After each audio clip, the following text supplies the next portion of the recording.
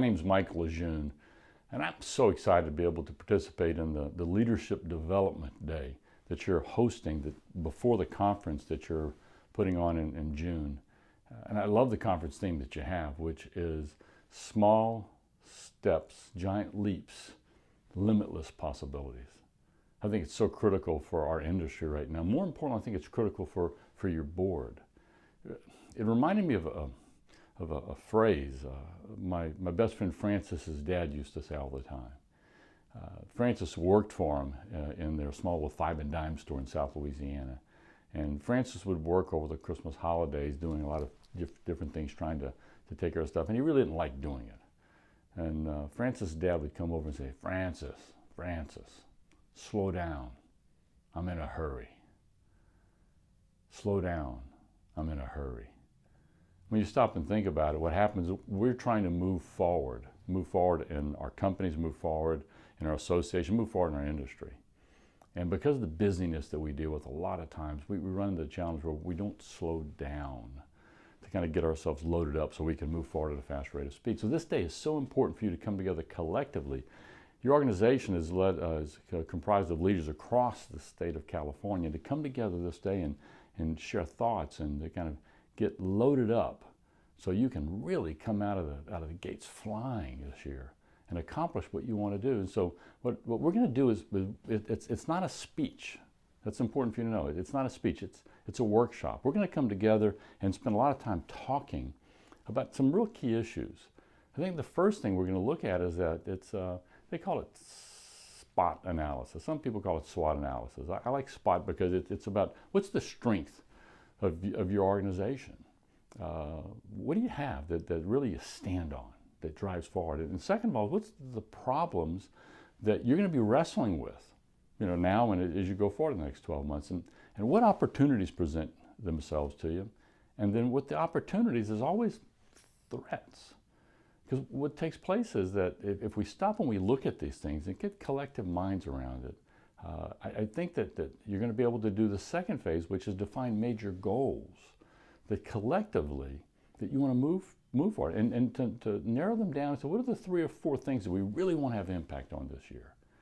And then you can look at the committees that you have that are made up of and come up with what are the action steps that you as a leader of your committee need to take in order to move the board goals forward.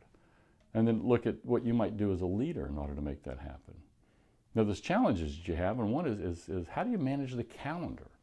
Y'all have 4 board meetings that take place with some gaps in between, and so how do you keep the ball moving between board meetings? And we're going to look at best practices that the group has and that I'll share with you that I've collected from my experiences of being on our local board here in Houston, which I have over 15 years experience doing that. I'm actually currently back on the board again.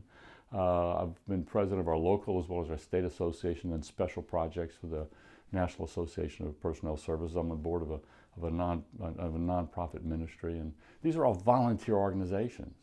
And so the challenge we run into is what are best practices that we have with being able to getting more done with a volunteer organization whenever we already have full plates. We'll spend some time looking at that so we can come up with some things to really help channel our energy, channel our focus, and be able to accomplish the things that you specifically would like to do to add and contribute to the organization. And we'll also spend time looking at thinking in terms of committee. How do you grow your committee? How do you add people on to your particular team? How do you sort of rally a small sense of troops? Because what you need to be looking at is that when you're looking at adding new talent and sort of expanding the board, energy takes place. So the question is what do you look for in the people that you want to get on the committee? I think there's a certain sort of mindset and a heart that we need to look at. And then how do you find them? And I think more importantly, how do you engage them? So it's going to be a fun, not full day. Matter of fact, they've unfortunately limited us to only some few hours to be able to accomplish all this.